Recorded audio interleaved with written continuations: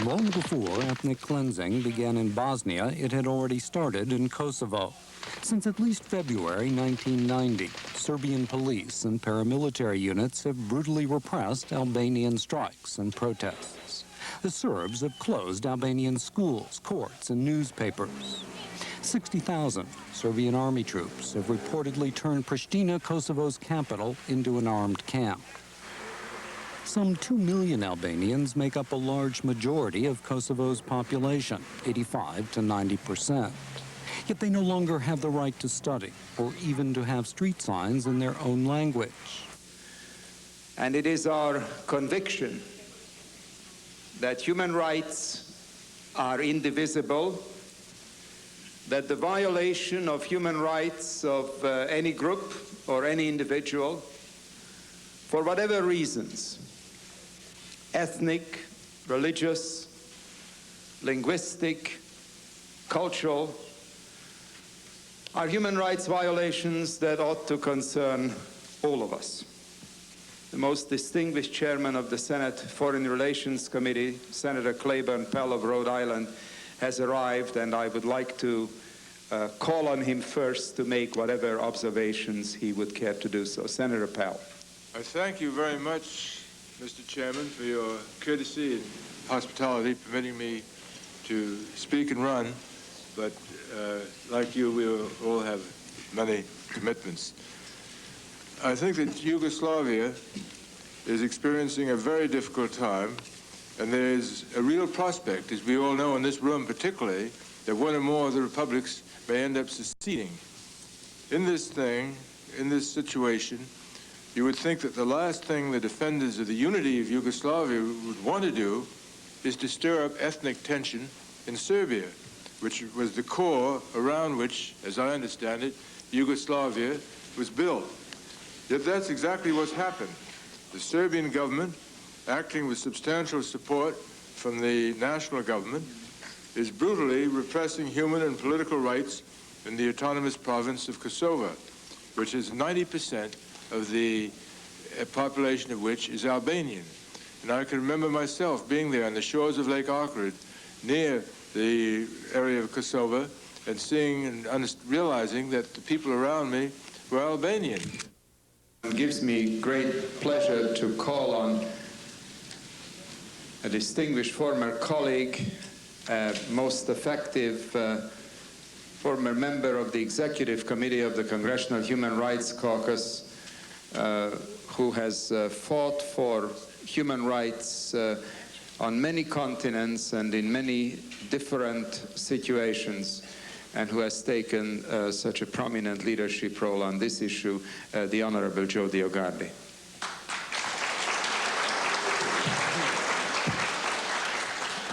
Mr. Chairman, I see our good colleague, Congressman Hank Brown there, and I'm wondering whether or not he has other business, and I would be happy to defer to him if he has a statement. I'll be most happy to call on my friend and colleague from Colorado if he would like to proceed. Thank you, Mr. Chairman. I suspect I will learn a great deal coming after our former colleague, so I will defer. Thank you very much. It's all yours, Congressman DioGuardi. Well, thank you very much, Congressman Lantos and Congressman Porter, for all you are doing for oppressed people all over the world. Some of my proudest days in the House of Representatives was as an executive committee member of the Congressional Human Rights Caucus, serving with you on so many issues, including Tibet and Soviet Jewry, and certainly the issue today in Kosova. But I'm also very happy today to be still a part of you as a member of the board of the Congressional Human Rights Foundation. And I applaud all that you're doing there as well, and Congressman Gilman and Congressman Hank Brown, and thank you for your support. I have to thank the real freedom fighters today, my dear co-chairman, the people who died. Now, there are hundreds of people who have died, but it's not easy to get information in Yugoslavia, not easy at all.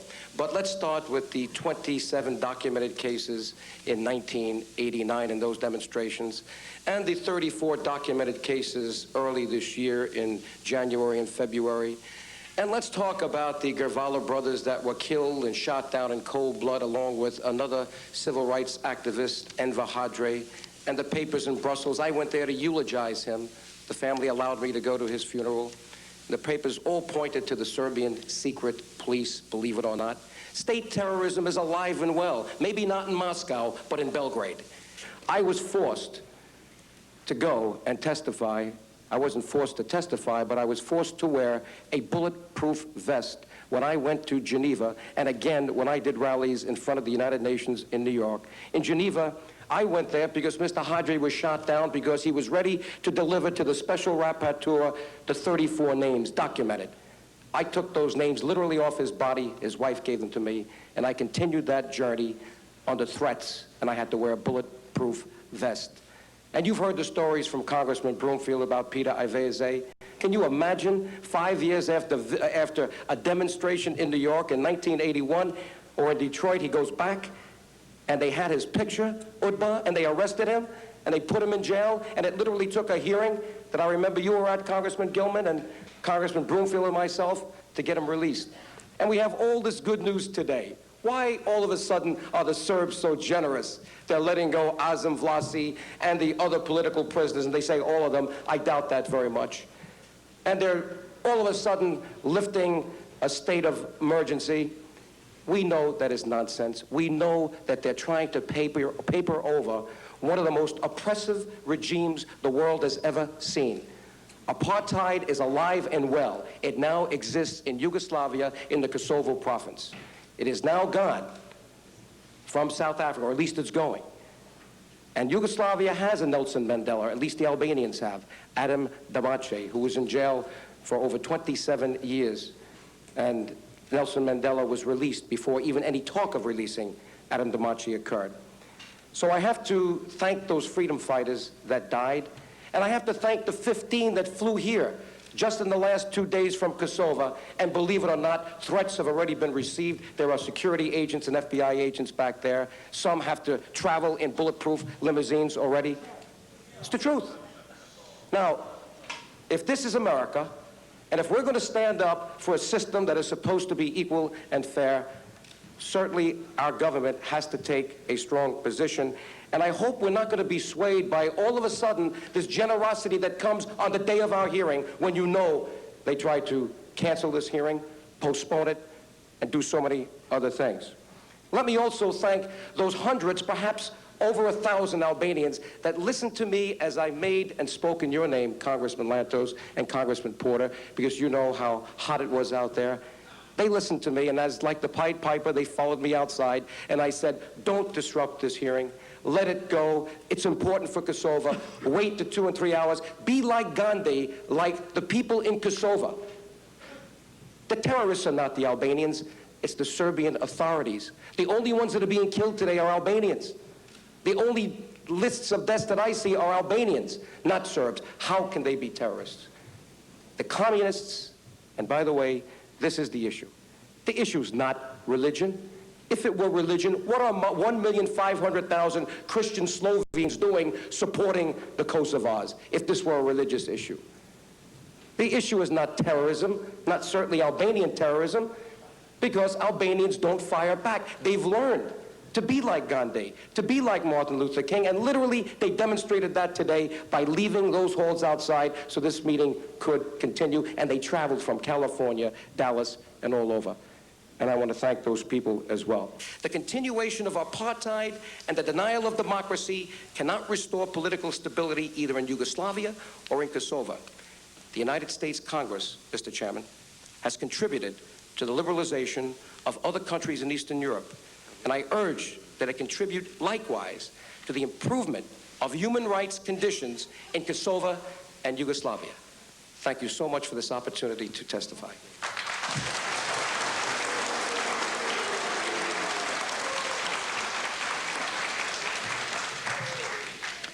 Thank you very much, Congressman DioGuardi. I have some couple of questions. I would like to suggest that if any member of the panel has questions, if you take your seat, we'll proceed with questions. Sure.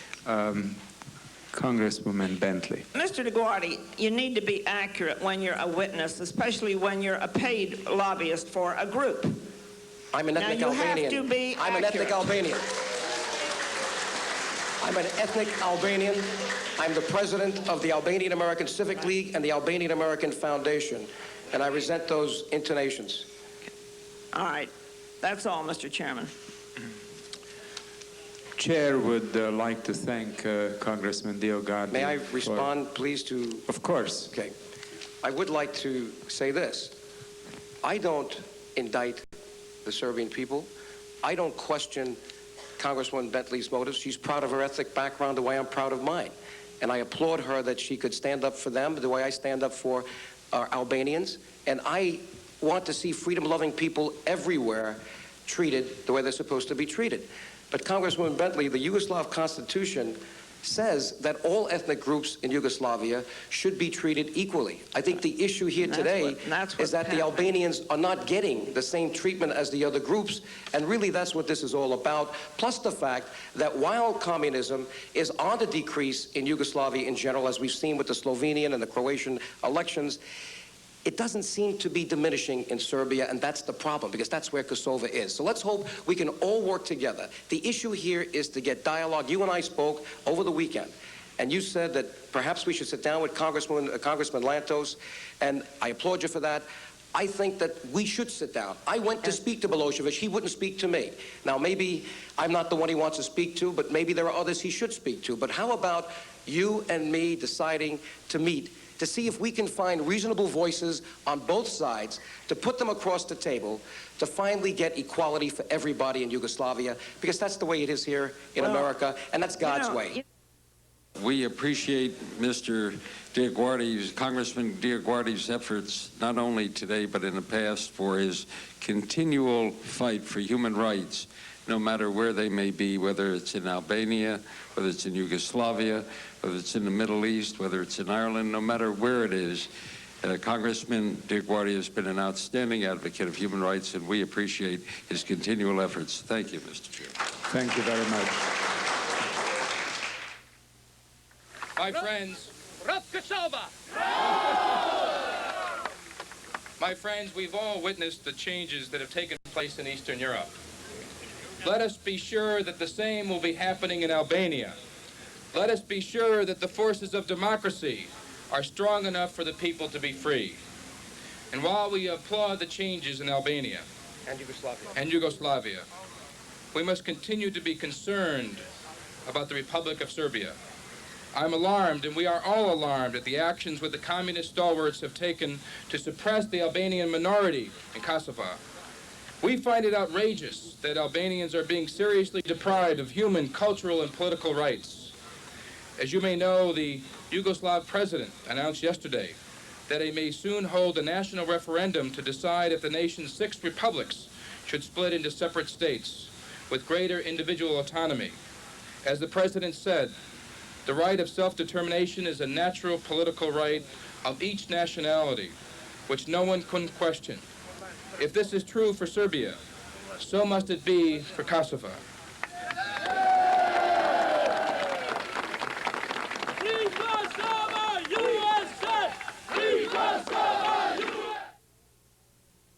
You know, it was former President Eisenhower who said back in 1954 that gradually the age-old longing for the humankind for peace will be reflected in better governmental structures that will be forced to comply with the demands of a great and enlightened citizenry throughout the world.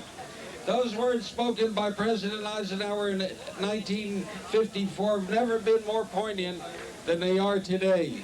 The raging tide of democratization in Eastern Europe makes them even more salient and makes even more important the issue of human rights and political autonomy for ethnic Albanians in the Kosovo province of Yugoslavia.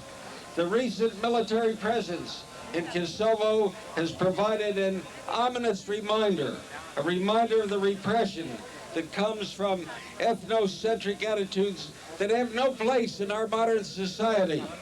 Last fall, a delegation of European parliamentarians, and I spoke to them, visited the Kosovo province. They visited it to investigate firsthand the human rights situation in Kosovo. They returned from their visit utterly dismayed by the lack of cooperation exhibited by the Yugoslav government officials. They were not even permitted to visit with the various dissident groups, and they were afforded only second-level meetings with the government officials of Yugoslavia. Recent events in Kosovo have created an ambience of pessimism. The aspirations of ethnic Albanians of that region have been crushed. Over 50 Albanians have been killed in Kosovo over the last year. That killing must stop, and it must stop now.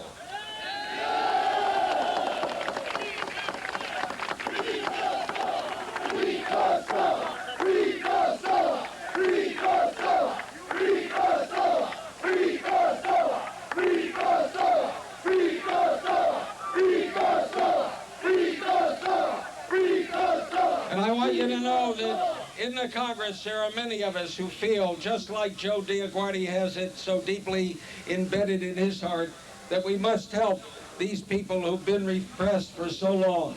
And I want to assure you that many of us will continue to fight for freedom, for justice, for liberty in Kosovo, for Albanians everywhere. God bless.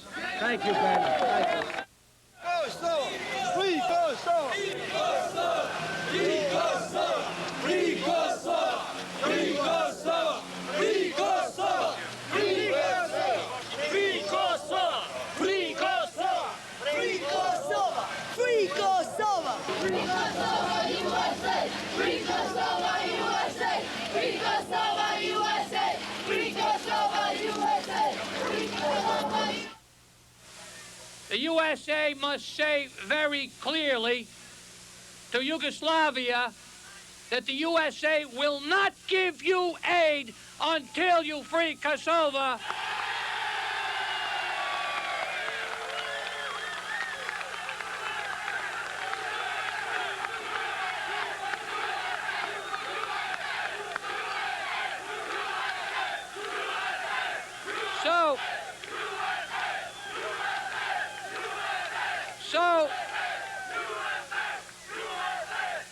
So the cry must be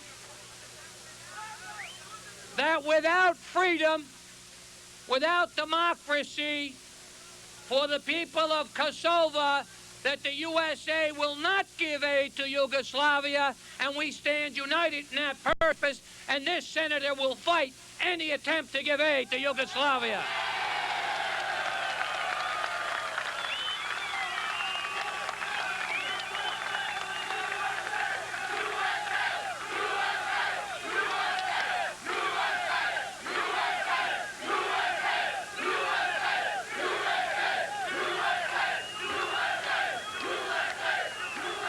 And I intend, along with my colleagues, to bring this message to the administration, to bring this message to the State Department, because they had better wake up, because it is the Albanians in Kosovo who are being taken advantage of, who are being victimized, who are being deprived, and we will not stand by and allow that to take place and do business as usual. And must be clear in saying to the administration that the rights of the Albanian people who are being persecuted in Kosovo must be protected. It's as important as protecting the human rights of blacks, of whites, of people in South Africa, and people in China, and people in Lithuania. The people of Kosovo cannot be forgotten. Free Kosovo, and do it now. Free Kosovo! Free Kosovo! Free Kosovo! Free Kosovo! Free Kosovo! Free Kosovo! Free Kosovo! Free Kosovo! Free Kosovo! Free Kosovo! Free Kosovo! Free Kosovo! Free Kosovo! Free Kosovo! Free Kosovo! Let me say that I'll be, maybe, I can't promise you, but I may be in Kosova about a month from now, trying to do what I can to make certain.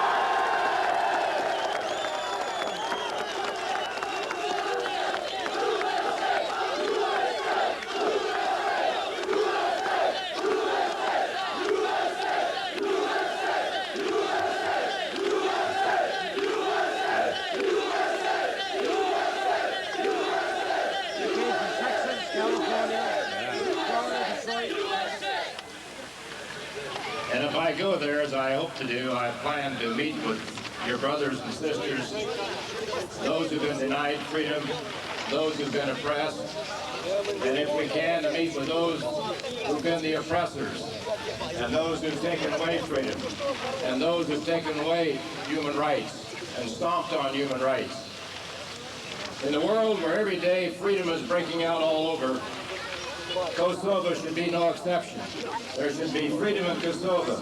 There should be freedom in Albania. There should be freedom everywhere in the world.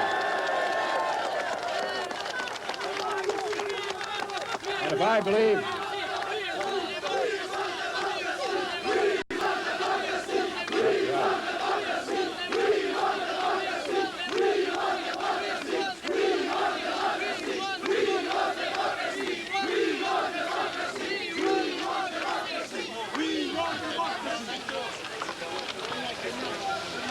we're fortunate. Those of us who live here, Albanian Americans, wherever you may be from, we have democracy, but we want to make certain it's not denied, as I said earlier, to your friends and to your relatives and to your brothers and to your sisters and all the people in Albania, all the people in Kosovo. And I'll do my best, and I'm certain I can speak for many of my colleagues, regardless of their political party, whether Republicans or Democrats. We're in this together. We all either believe in democracy or we don't. And we believe in democracy just as you believe in democracy. And we'll be urging the State Department to take a tougher stand and take a proper stand for freedom and human rights everywhere in the world. Let's stop the oppression. Let's stop the abuse of human rights. Let's stand up for freedom everywhere, just as we stand up for freedom in America. Thank you very much. We'll be on your side.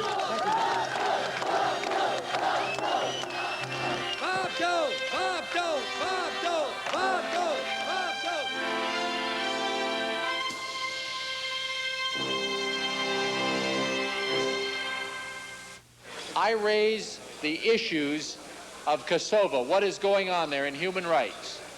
And I think that one of the great causes in human rights in the world today is to help the oppressed people in that province.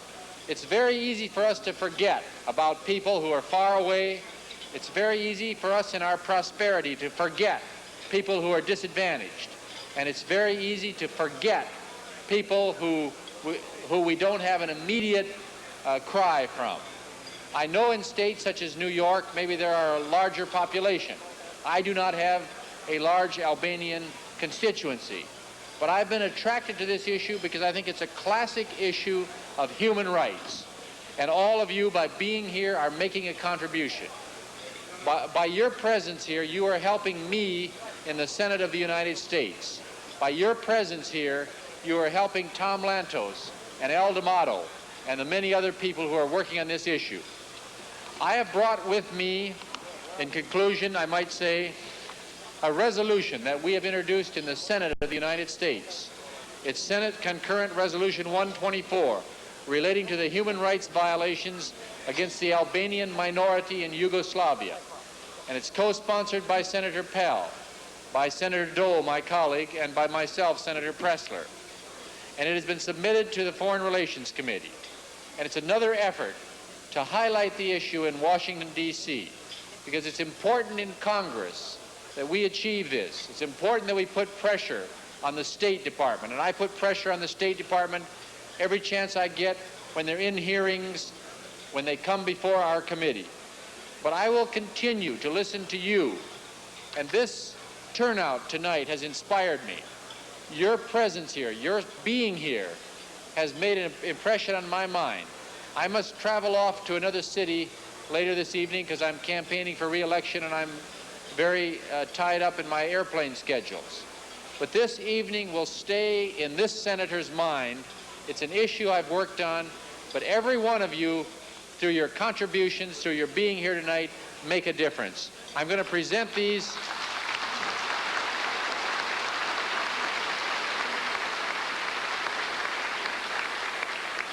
I am now going to present to my friend Joe DioGuardi Senate Concurrent Resolution 124 relating to the human rights violation against the Albanian minority in Yugoslavia. Thank you very much. Thank you. Okay. Great, we're going to win. Yes.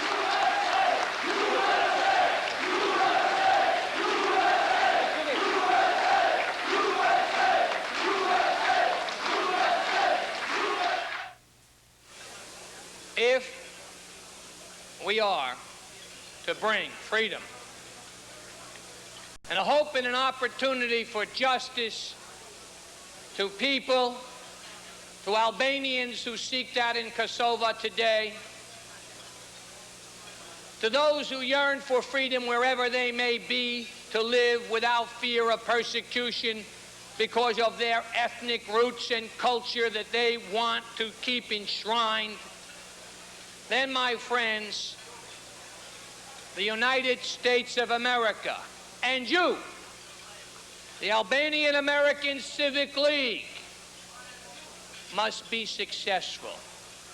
The beacon of freedom comes from the United States of America, and we have a duty never, whether it be in Albania, whether it be in Yugoslavia, we were fighting for Albanian rights, whether it be in Lithuania, wherever it be, the United States of America can never be second and must be first, standing for freedom.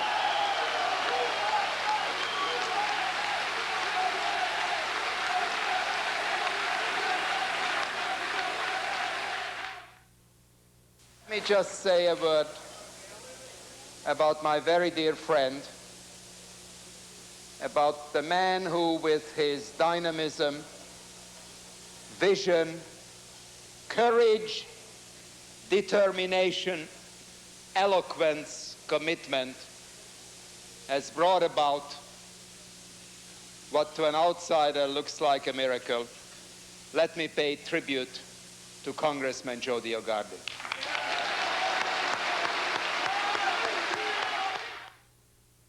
The man who saved my life was a Christian Swede who sacrificed his life for the sake of people who were suppressed and persecuted.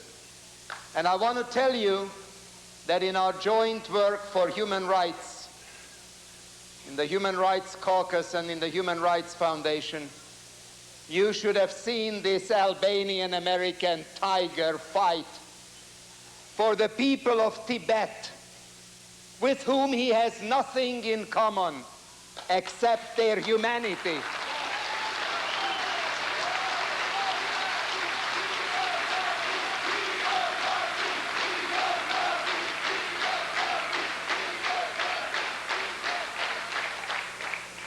So, Joe, on behalf of the Congressional Human Rights Foundation, because this certainly does not belong to me, but it belongs to a cause.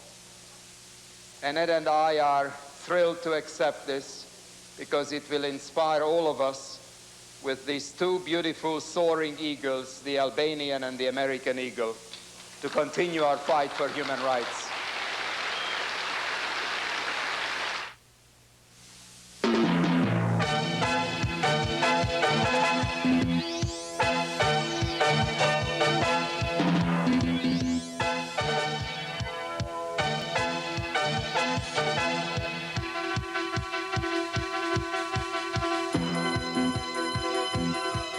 The American people and Congress are both split about what course of action we should take in the former Yugoslavia.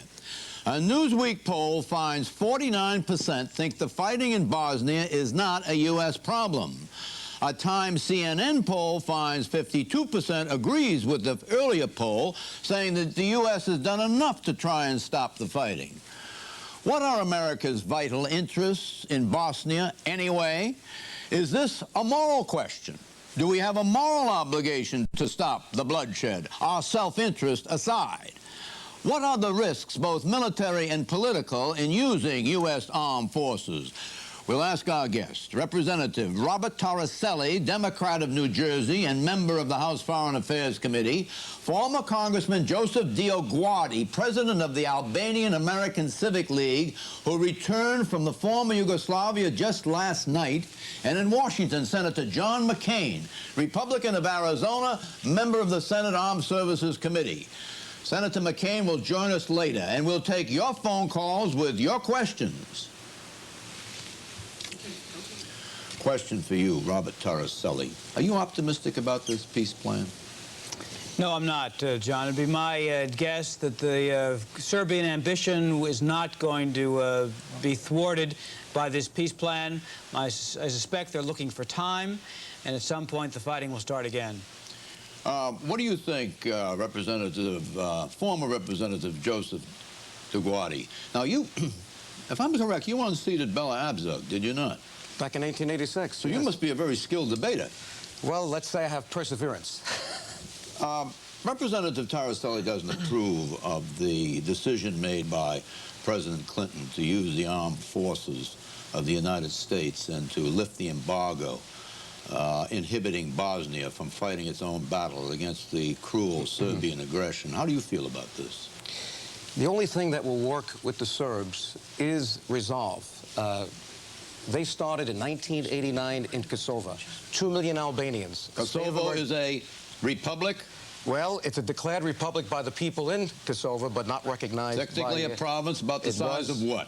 Well, about the size of Connecticut, let's say. Okay, a neighboring to Serbia. Right now, the Serbs consider it part of Serbia. They consider it? But it used to have an equal vote with Serbia under the old former Yugoslavia. Very complicated. 2 million people in Kosovo, and 90% are Albanians. No police Albanian, no judges. The schools have been closed. Everybody fired from their jobs. The ethnic cleansing started there in 1989, and the failed foreign policy you see today started with President Bush, Eagleberger, Baker. Baker had the nerve to certify that the Serbs were in compliance with human rights conventions, and allowed the bill that was going to deny aid to Yugoslavia, the Nichols-D'Amato Amendment, to fail. Right. This is what set the stage for what's going on in Bosnia. Let's tie this back to what's going on in Bosnia and in Serbia. Your feeling is that if the Serbs prevail in Bosnia, and these hostilities continue, then the Serbs will do the same thing. They will cleanse Kosovo of the Albanians. Is that correct? They are already doing it. The ethnic cleansing has started. 500,000 Albanians have already been forced. There are no jobs, no work. They've been put into Western Europe. Joe, how do you explain this? 90% of the 2 million people, so that's got to be 1.8 million people, are Albanians. The remainder, the tiny percentage remaining, the 10%, are Serbs, correct? Right, but who has the weapons? 60,000 troops are right now around Kosovo the way they're around Sarajevo. I saw the artillery. They wouldn't let me in. I was at the border. The point is, these people have a gun to their head. And the point is, this is the way the Serbs have been acting since 1989, and they've been getting away with it. So the problem is, buy weapons so they can lights. defend themselves. Congressman, if you would begin. Before I begin, because there's much that I heard, Senator, that I disagree with. From Congressman Rudy's testimony, Congresswoman Bentley's testimony. I mean, obviously, we can be treated to a course in history. That's not the issue here today. The issue today, Senator, is current reality. What is happening? If we had to redraw the map of Europe based on every ethnic group's history, what would we have? We've got to look at what's happening. And in Kosovo today, you have 2 million Albanians that are completely disenfranchised. Every independent group that is allowed to go there, and I say allowed, because many are thrown out. European Parliament was evicted several times. I've been evicted. Would you believe, Senator, a former U.S. Congressman, one now that's an advocate for a large group of Albanian Americans and these people? I've been to Belgrade 3 times in the past year, Kosovo 3 times. I've been literally evicted from the International Press Center in Belgrade just to express my views. If you thought that you heard a good analysis of the elections, what you should have heard was Mrs. Phyllis Kaminsky, who is here, by the way. She was involved with the National Republican Institute for International Affairs. They'll be issuing a report very shortly on their independent observance of those elections in Serbia and other republics. And she's in the audience, and I saw her moving around quite a bit and disagreeing with what you heard as well. So I would wish that you take her report for the record, even though you may not be able to take her comments today. That is our U.S. agency, AID, and I would hope that we would accept that as an objective report. But we've got 2 million Albanians in this area that today have been reduced to nothing. They have been dismissed from their jobs. They are beaten. They are tortured. They have been killed. There are lists of killings. I just received, and I had to get this by plane yesterday, the latest report dated February 1991. This is the Pristina branch of the Yugoslav Helsinki Committee. This is a litany of horrors, Senator. I don't think there's a group of people in the world today that is treated as badly as 2 million Albanians are in a so-called civilized state that our State Department consistently stands for, called Yugoslavia. And they may have some good reasons from a national security point of view, but let me say, international conventions should never allow any group to be treated this way. And may I give you this for the record, this statement. Also, let me give you for the record, because this is current. This is not 500 years old. This is not ancient history. Here's a report issued just last week by the City Bar Association. Their Human Rights Committee went to Kosova. They prepared an 80-page report with a press release of New York City, the New York City Bar. And I'd like to again put their report, again, a litany of horrors. You've heard about the State Department's country report. I applaud our great Ambassador Zimmerman, Mr. Chairman, for the work he is doing, because that report, for the first time, is an honest assessment of the plight of the ethnic Albanians, and it itself is a litany of horrors. Let me also put on the record, because I received this by an airplane yesterday from Belgrade. This is the Independent Trade Union of Kosovo report of the general economic and social situation after application of repressive measures in the Kosovian companies, etc. February 1991. Not hundreds of years old, not history, today. And I would wish that I would offer this report for the record as well. What we face today is nothing less than an issue of communism versus democracy. We have democratic leaders in Kosovo. In fact, there are 5 democratic parties. They can't freely associate without being harassed or even arrested. Senator Dole told you what happened when he went there.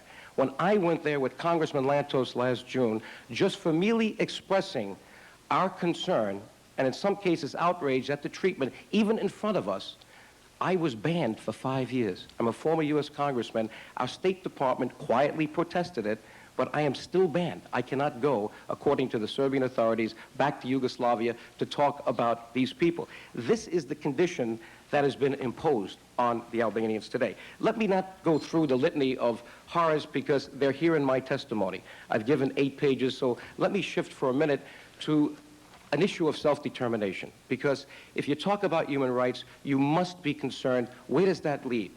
Senator, Mr. Chairman, why shouldn't 2 million Albanians have the right of self-determination in the state of Yugoslavia? They are the 3rd largest ethnic group in the country. The Slovenes, lesser people, 1.5 million, have a republic. The Montenegrins, even less than that, have a republic. But yet 2 million Albanians are denied even the thought. In fact, if you go on the streets and use the word republic, you will be arrested on the spot, and you could be imprisoned from 5 to 15 years under the provisions of the Serbian law. You talk about the rule of law today. Go to Kosova and look at the tanks on the streets today.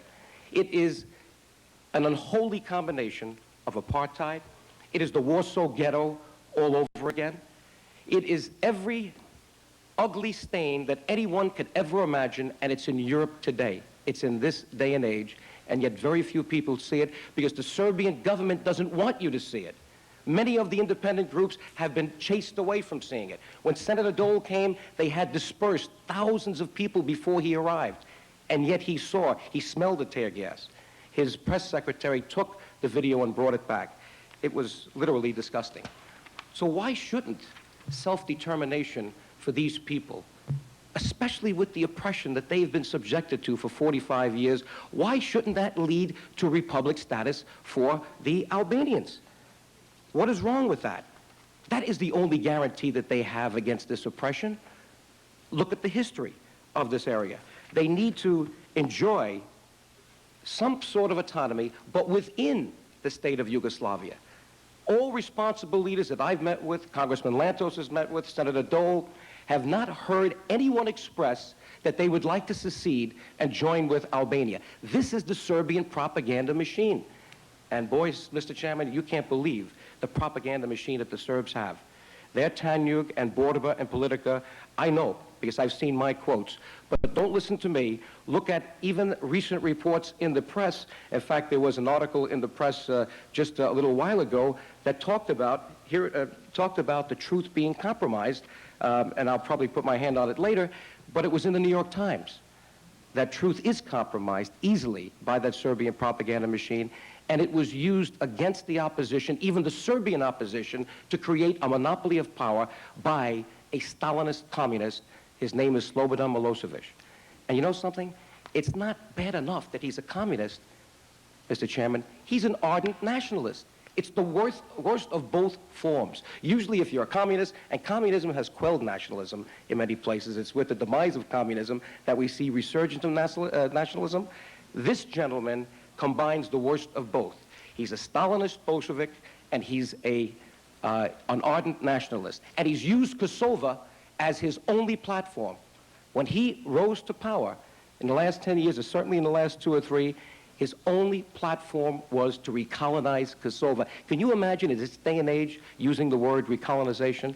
But that's what he wants to do. If you're a Serb and you move back to Kosova, you not only get the wage, the government will double the wage. In other words, there are incentives now for Serbs to go back, and they're taking the jobs away from all the Albanians so they leave. This has been a plan that has been a dream of Serbs for years. I remember a memo that I read by Mr. Trebilovic. It was in his plan in 1939 that we must recolonize Kosova.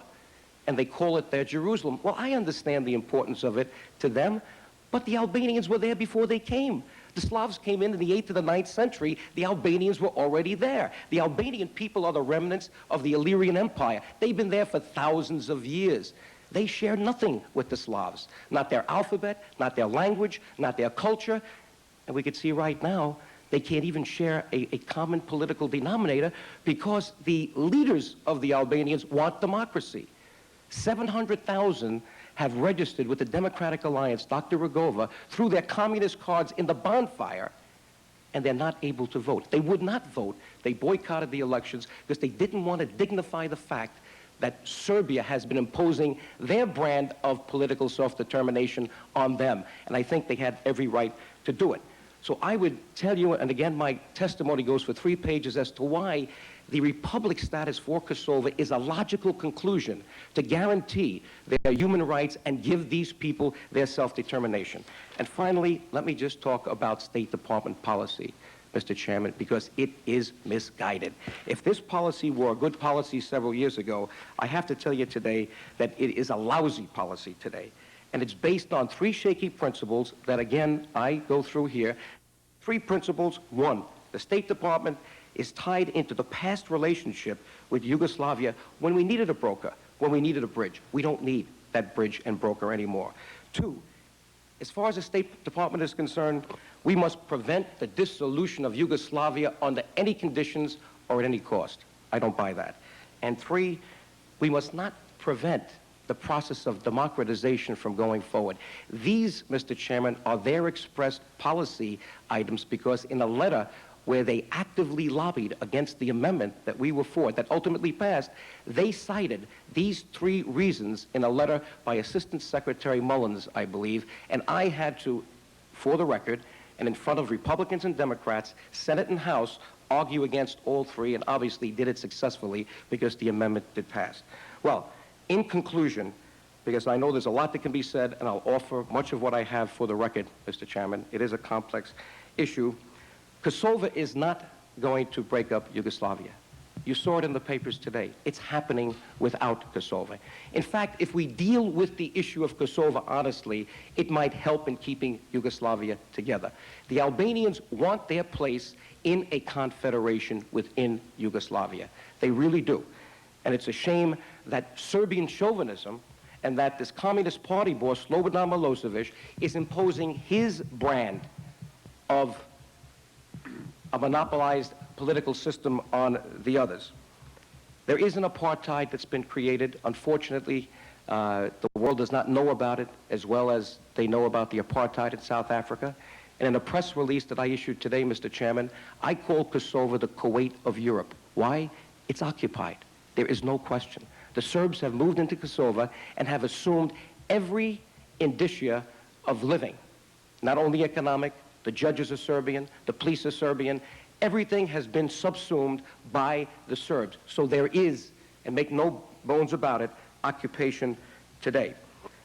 So I would conclude by saying that we have to question our State Department.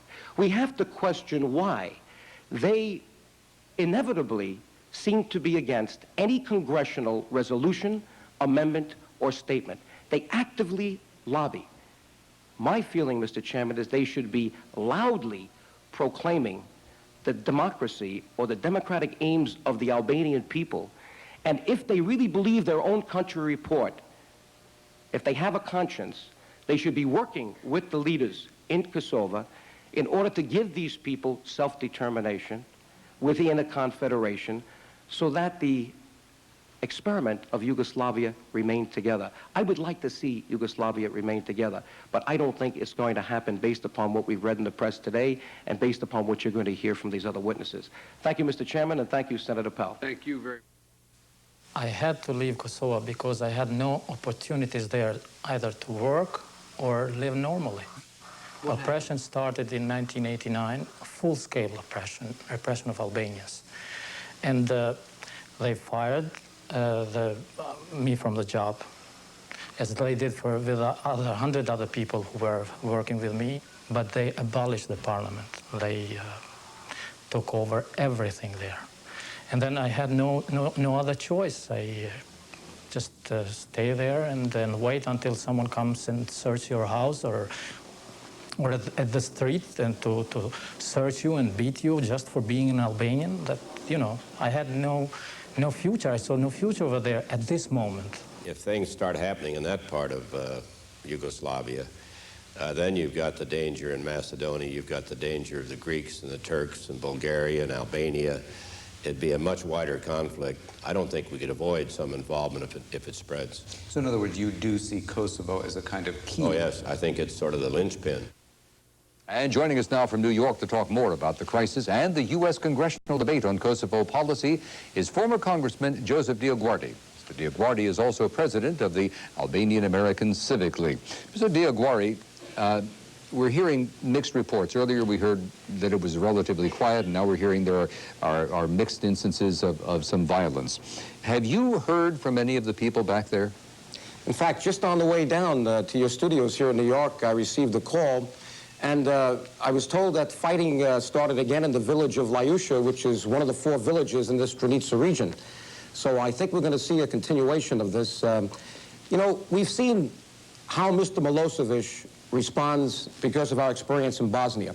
Unless the West is prepared to take swift action, I've heard the strong words in Congress and Mrs. Madeleine Albright's strong words, but unless we're prepared to take swift action, you will not see Mr. Milosevic back off. What do you mean by swift action?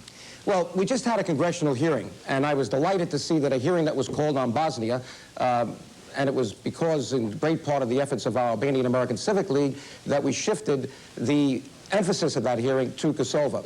And there was a lot of tough talk from Ambassador Gelbard and from the administration. But talk does not work. In terms of swift action, we need to do what we did in Bosnia 2 years too late. In other words, you're talking about military. Well, we need to establish a no-fly zone immediately. We know that they're using heavily armed helicopters. There's no reason for that kind of force to be used against innocent civilians.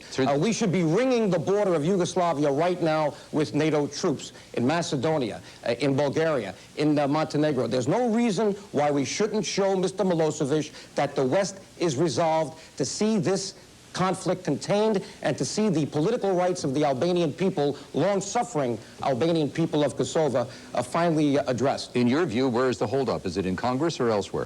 Well, it appears that our State Department is thinking long and hard about the actions. We like the tone of the statements made by the Secretary of State and by Ambassador Gelbard, but there should be no secret as to what works with Mr. Milosevic. In fact, he should be on the list of war criminals in The Hague. Why we have embraced the person who started the Balkan conflict back in Kosovo in 1989, the war in Slovenia in 1991, and then Croatia, and then Bosnia, and put him at the peace table at the Dayton Accords, I don't know. It was Congressman Dana Rohrabacher who said to Ambassador Gelbard, is Mr. Milosevic, and he said it euphemistically, on the list of war criminals, and Gelbard said no, and then Rohrabacher says, but we're dealing with all of his buddies who are war criminals, Mr. Karadzic, Mr. Milosevic. We have to understand that you cannot trust Mr. Milosevic. Look at his actions, and you'll see what he's about to do in Kosovo. Okay, I can tell you this, that the Pentagon is saying now that absolutely no consideration is given, or is being given, to sending in troops either from Canada or the United States. Well, we already have a force in Macedonia. I can't believe that they're not considering right now to expand that force, that protection force made up now of U.S. troops and Norwegian troops. I believe it totals about 600. It seems to me that the only answer right now is to show resolve. We didn't show it for 2 years in Bosnia, and we lost 200,000 people, and we had a conflagration there second to none. Let me ask you this. The ministers of the European Union are suggesting that further sanctions should be imposed in Belgrade. Is that going to work? Sanctions don't seem to work with Mr. Milosevic. That's what the hearing was all about. We did get a very tough resolution. It was made even tougher because of the efforts of the Albanian American Civic League that represents the concerns of 400,000 ethnic Albanians here in America. But sanctions will not be enough. We need to show resolve. We should move an aircraft carrier off the coast of Montenegro. Let it stay there. We should ring Serbia with troops. Let them stay there. If we see one move, and don't forget, Ralph, 2 presidents drew a line in the sand. President Bush on the way out and President Clinton on the way in said if there's any military or paramilitary action in Kosovo, we would move swiftly. That question was put to Mr. Gelbard, Ambassador Gelbard, and he said that foreign policy declaration is still in effect. Do you think that kind of activity worked in Bosnia? Absolutely. The only time we saw the Serbian regime come to the table to try to resolve something was when they knew the West was ready to act. We only have a few more moments. Let me ask you this. It's to many people, it's a very, very confusing story, and you have to go back into history. How did the ethnic Albanians get into this situation in the first place? It is a very confusing story, but let me say this. The ethnic Albanians of Kosovo were there for over 5,000 years. You can't believe the Serbian propaganda machine. They did not move to Kosovo or Macedonia or Montenegro. This is one half of the divided nation of Albanians. You have 3.5 million Albanians in the state of Albania and 3.5 just outside its borders. Okay. And they were there. Joseph DioGuardi, thank you very much for sharing your views and perspective with us today. Thank you.